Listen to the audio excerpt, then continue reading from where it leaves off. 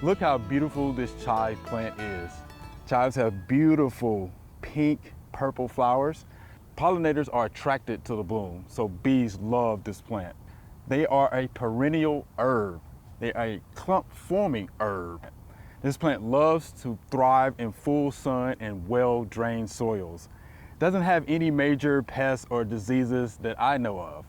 I usually get a question about how to harvest chives. So this is usually what I tell people, right? So I would start at the base, go up about an inch or so. When you go in to harvest, you can harvest one leaf or you can harvest all of these leaves. Don't worry about it, the plant will grow back. You can leave the flower intact. The flower is actually edible. Okay? One other thing about this plant is it can grow to be about 12 or 18 inches in height. So again, chives, I would recommend planting chives in your garden. It's a beautiful plant. You will see the beautiful purple blooms usually in May, and the pollinators will love it.